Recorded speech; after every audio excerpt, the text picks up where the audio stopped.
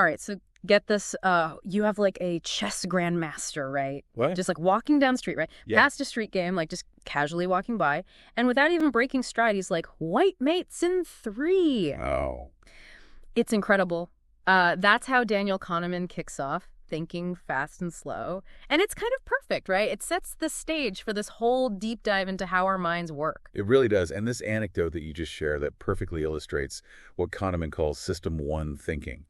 That like lightning fast intuitive process that feels almost effortless. Yep. So it's not like this chess master is like painstakingly, calculating every single possible move. He's drawing on years and years of experience and recognizing these patterns in just like an instant. So you're saying that System 1 is our brain on autopilot. Exactly. It's the system that helps us just navigate everyday life right. Make these quick decisions, react to things instinctively. Think about like driving a car on a familiar route. You're not like consciously thinking about every single turn or lane change. Right. That's system 1 at work. Makes sense. Yeah. So where does System 2 fit in? Yeah. Is that like when we have to pull over and look at a map because we missed a turn? That's a great analogy. Okay. Yeah, system 2 is our slower, more analytical mode of thinking. Okay. Requires effort, focus, like when we're solving a complex problem, planning a vacation, or trying to resist that extra slice of cake. So it's that voice in our head that's like, hold on a minute, let's think about this. Precisely. Okay. And what Kahneman so brilliantly points out is that these two systems are constantly like interacting, sometimes working in perfect harmony, and sometimes they clash. And that's when things get really interesting. Exactly. Because if we can understand this interplay between our fast, intuitive System 1 and our slower, more deliberate System 2, that's crucial for understanding, well, everything. How we make decisions, how we perceive the world, and why we sometimes make interesting choices. Absolutely. And one of the most compelling examples, I think, of this clash between System 1 and System 2 is that famous invisible gorilla experiment. Oh, yeah. I've heard of that one where they ask people to count basketball passes and they completely miss the guy in the gorilla suit walking across the court. Exactly. Talk about a blind spot. It's such a good visual representation of what's going on. Yeah. This experiment beautifully demonstrates how our attention has limits. When System 2 is heavily engaged, like in this case, focusing on counting passes, it can actually make us blind to things that would otherwise be glaringly obvious. Which makes you think, what other gorillas are we missing in our own lives because our System 2 is too preoccupied? Right. Okay, but before we spiral into an existential crisis about missing gorillas, I kind of want to go back to Kahneman's point about these two systems because it feels like we're just at the tip of the iceberg. Yeah, you're spot on. Okay. This is where things get even more fascinating because Kahneman dives into the specific mental shortcuts that our System 1 relies on, which he calls heuristics. Mental shortcuts. Yeah. Okay, so like back roads our brain takes to avoid traffic jams. Exactly. Heuristics are essentially like mental rules of thumb that help us make quick judgments and decisions in this complex world that we live in. And most of the time, they serve us well. Okay. They're efficient, and they often lead to reasonably good outcomes. The problem arises when these shortcuts lead us astray. Which is where we get into all sorts of cognitive biases. Exactly. Yeah, and this is where Kahneman's storytelling really shines. He uses these really relatable anecdotes to illustrate these biases. Right. Like he talks about how he used to assume that politicians were more prone to adultery than, say, doctors or lawyers. Really? Why would he think that? It's so interesting. He digs deeper, and he realizes it wasn't some like inherent quality of politicians or anything. Right. It was actually the availability heuristic at work. The what? The availability heuristic. Okay. What is that?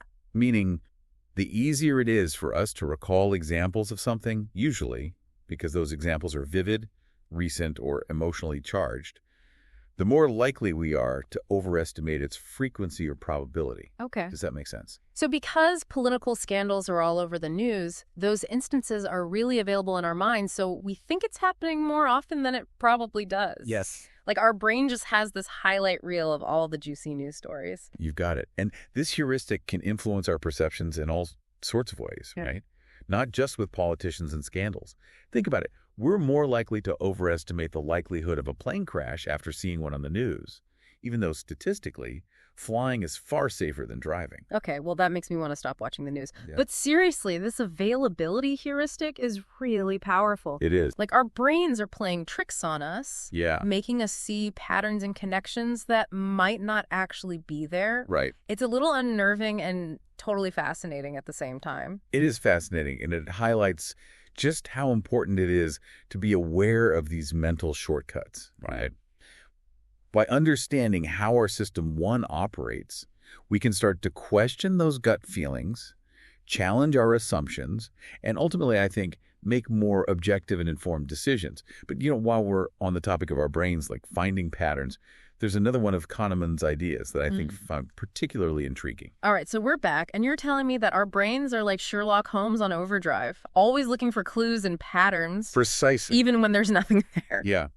Kahneman calls this the law of small numbers. And it basically describes our tendency to draw these sweeping conclusions from very limited data. Okay.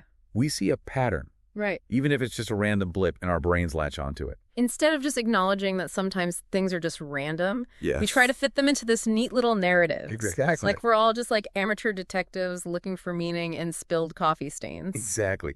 And this bias can lead us down some pretty interesting paths. Think about the hot hand fallacy in basketball. Okay. That belief that a player is like on fire Right. because they've made a few shots in a row. He's got the hot hand. Exactly. Okay. Even though statistically, the odds reset with each shot. So that feeling of like he's got the hot hand, that's our brains tricking us. Exactly. We crave those patterns, those narratives that make sense of the world, even if they're based on really shaky ground. Yeah. I guess it makes sense. Our brains are constantly trying to simplify things, Yeah, make sense of a really complex world. totally. But knowing that this law of small numbers is out there lurking in the back of our minds, Right. that's pretty important. Absolutely. It's about recognizing that sometimes what we perceive as a meaningful trend is just random noise. Okay. And this awareness is crucial in all sorts of situations, right? From evaluating investment opportunities to interpreting scientific studies, Right. to even just understanding those lucky streaks we all experience from time to time. Speaking of being misled by what seem like really insignificant details, Yes. there's this other concept that Kahneman talks about that just blew my mind. Anchoring. Yes. Anchoring. This one is fascinating because it reveals how susceptible we are to suggestion, Okay. even when that suggestion is totally arbitrary. Okay, so what do we mean by anchoring? Okay. Give me an example.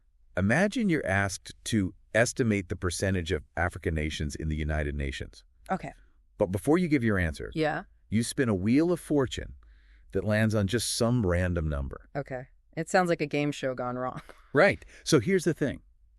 People who spun a higher number on that wheel consistently gave higher estimates, Wow. even though the Wheel of Fortune had absolutely nothing to do with the actual percentage of African nations in the UN. So just seeing that random number, even though it was completely irrelevant, somehow influenced their judgment? Exactly. It's as if our minds latched onto that initial number, that anchor, and then adjusted their estimates from there, Wow. even though they should have just completely ignored it.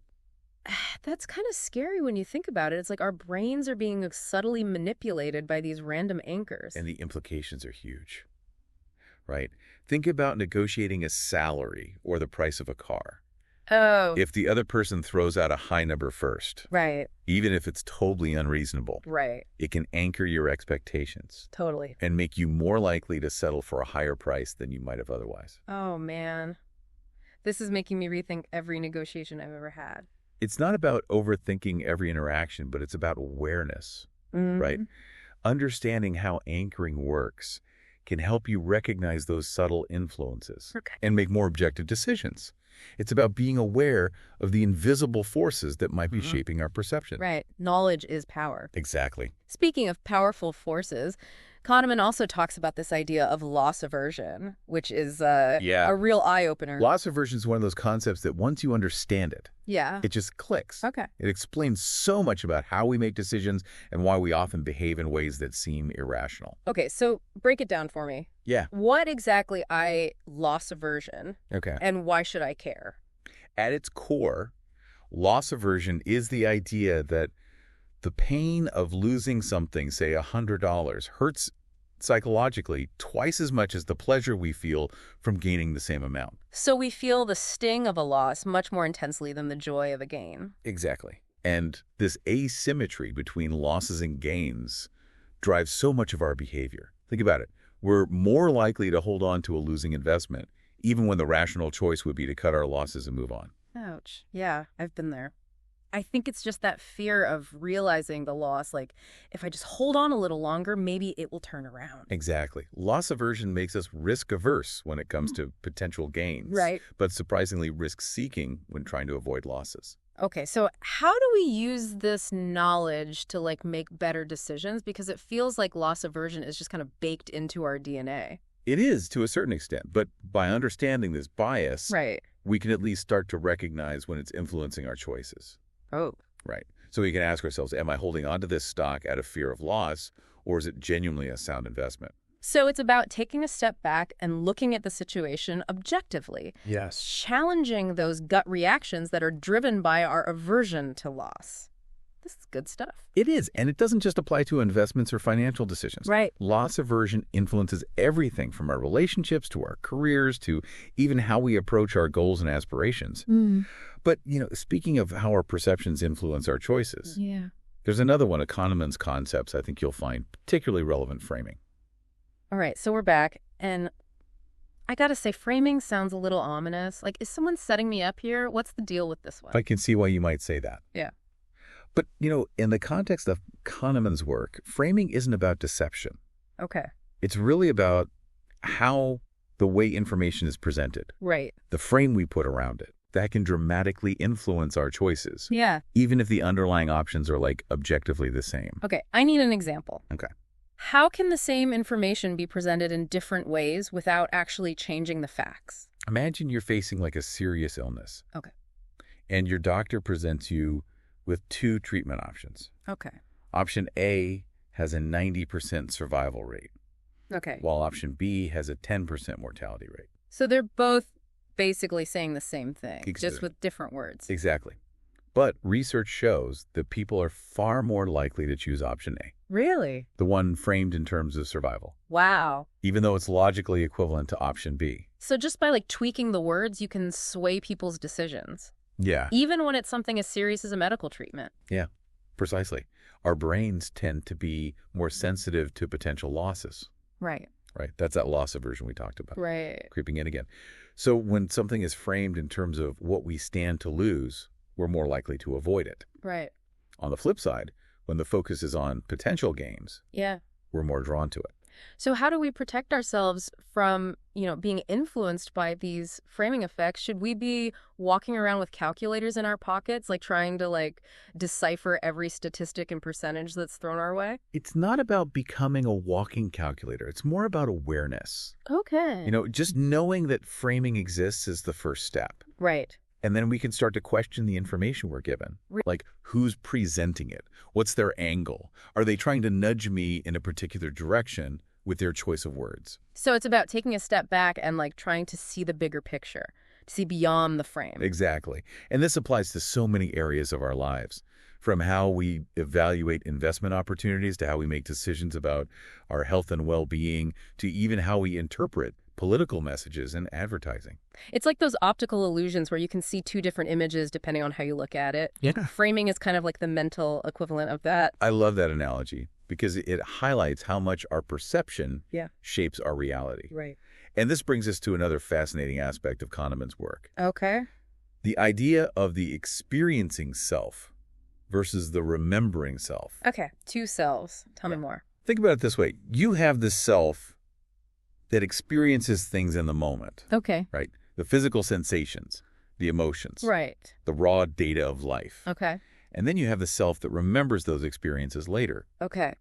And what Kahneman highlights is that these two selves don't always agree. So you're saying that the way we remember an experience isn't always an accurate reflection of how we actually felt during the experience? Yeah. I can see that. Like, I once went on this crazy roller coaster. Oh, I bet this is a good one. Tell me about it. How did your two selves experience the roller coaster? Well, in the moment, my experiencing self was terrified. I mean, like white knuckles, screaming my head off, the whole deal. But looking back, my remembering self kind of loves that feeling of adrenaline. You know, the thrill of the ride. It's like my memory of the experience is completely different from the actual experience itself. That's exactly what Kahneman is getting at. Yeah. Our remembering self tends to prioritize the peak moments of an experience, Okay. both the highs and the lows and how it ends. Okay. So even if an experience is objectively unpleasant in the moment, Right. if it ends on a positive note, we're more likely to remember it favorably. Okay, so what's the practical takeaway here? How do we make sure our remembering self isn't hijacking our decision-making? It's about being mindful of the gap between our experiences and our memories Okay.